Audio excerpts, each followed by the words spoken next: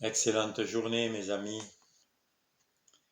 Aujourd'hui j'aimerais partager quelques notions très importantes. La notion que nous n'avons rien apporté, rien fait en ce monde, que tout nous est donné.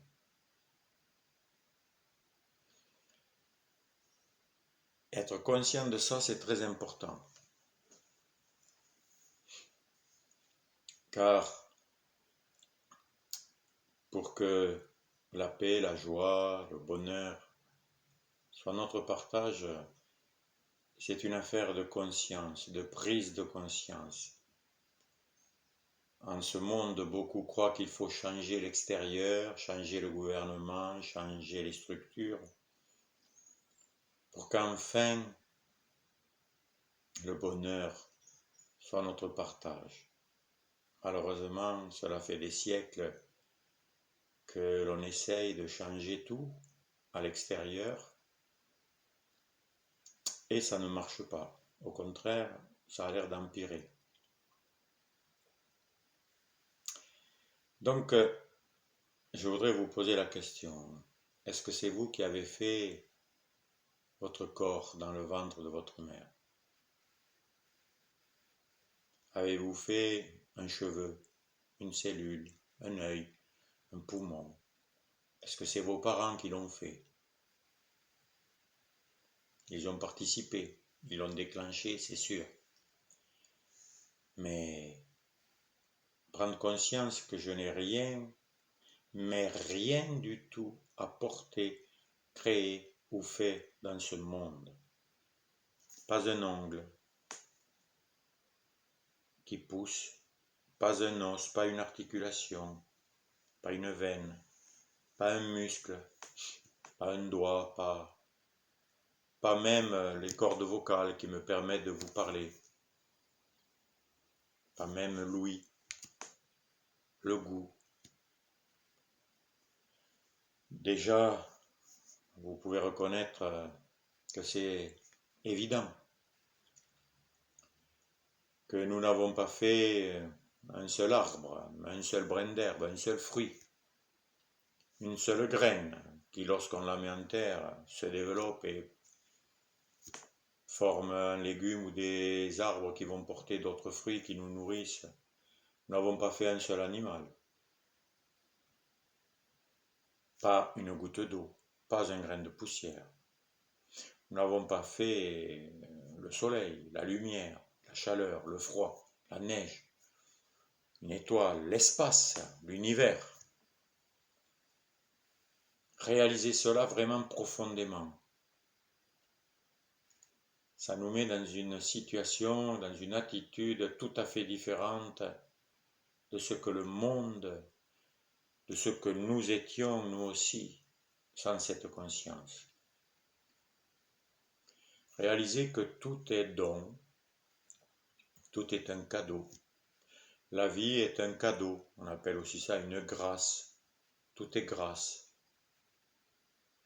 Et si c'est grâce, si c'est cadeau, si c'est offert, on peut déjà réaliser que cela ne peut venir que de l'amour. Car il n'y a que l'amour qui donne gratuitement. Ai-je payé pour exister, pour respirer, pour que mon cœur batte? C'est évident que non. Et pourtant, il y a une idée très profonde dans le cœur humain qui s'oppose à cela. C'est l'idée d'appropriation. Nous croyons que nous sommes propriétaires de quelque chose. Et il y en a qui le croient vraiment. Cette terre m'appartient. Si elle est à toi, ben, mets-la dans ta poche et amène-la ailleurs. Toutes ces appropriations, ma voiture,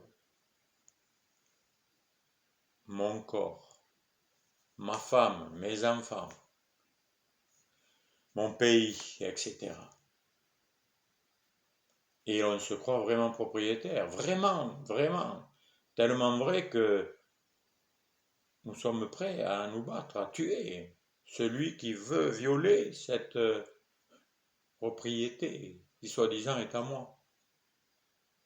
En vérité, ce n'est pas nous qui possédons la terre, mais c'est plutôt la terre qui nous posséderait. D'ailleurs, notre corps étant fait de matière, et un jour, il se remariera, il se réunifiera en se décomposant à cette matière qui peut se recomposer à l'infini, décomposer, recomposer.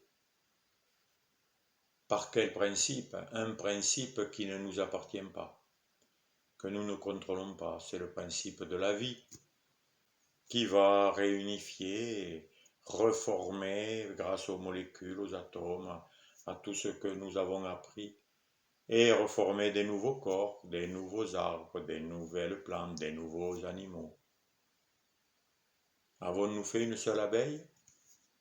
Et pourtant, celui qui vole le miel que les abeilles ont fait dit « je suis producteur de miel ». Ou celui qui élève des vaches et qui dit « je suis producteur de lait ». Ah bon, c'est toi qui fais le lait, t'es fort toi. Nous ne savons même pas faire une goutte d'eau, une goutte de sang. Rien. Tout nous est donné. Et lorsque l'on reste avec cette vérité évidente, il n'y a même pas besoin d'être intelligent pour le réaliser. Nous voyons que c'est merveilleux. Nous voyons que c'est extraordinaire, que c'est un miracle fabuleux. Et que cela vient d'une origine, d'une cause, d'un créateur qui nous dépasse, mais qui est là. Et le travail spirituel, c'est de rechercher, de s'approcher, à connaître cette origine d'où nous venons et où nous retournons après ce passage que nous appelons la mort et qui fait peur à beaucoup de monde. Mais pourquoi en avoir peur? Avons-nous eu peur de la naissance, du commencement? Pourquoi avons-nous peur de la fin? Alors que nous sommes propriétaires de rien, alors que nous avons été lancés dans ce monde sans notre apparente volonté.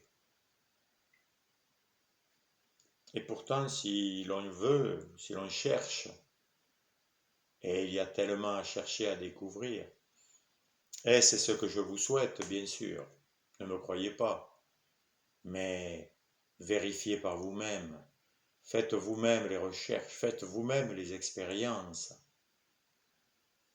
car entendre des beaux discours, c'est bien, c'est gentil, mais les discours pointent vers la réalité.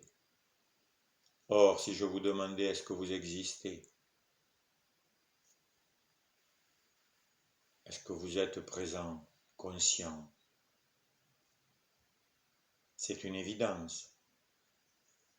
Et c'est ça le plus grand miracle. C'est ça qui devrait nous étonner, nous émerveiller. Être vivant, être présent, être conscient de tout ce qu'il y a, tout ce qui est en moi, tout ce qui est hors de moi. Et si l'on ne commence pas par cette simple démarche, comment aller plus loin et découvrir des merveilles de bonheur, de puissance, des capacités que nous sommes, que nous avons, mais qui sont occultées par toutes ces fausses pensées, dont une des principales est l'appropriation. En fait, quand je dis cette chose, ce corps, ma main, c'est à moi, m'appartient, c'est un orgueil fou qui voile toute la beauté du don d'amour dont nous sommes, dont nous jouissons. Et c'est pour ça qu'il y a des peurs énormes, car il y a peur de perdre ce qui ne nous appartient pas. Mais si ça ne nous appartient pas, il n'y a plus de peur de perdre,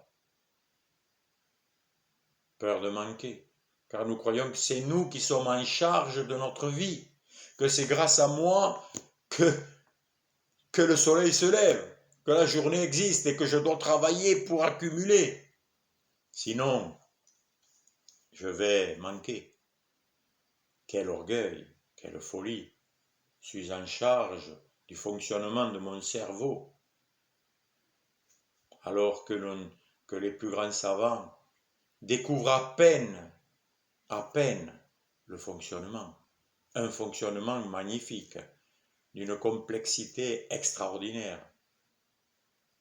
Je suis en charge de la respiration, de tous mes globules rouges qui prennent l'oxygène, le distribuent dans tout mon corps, dans tous mes organes, et récupérant le gaz carbonique pour le ramener à l'expiration des poumons. Mes amis,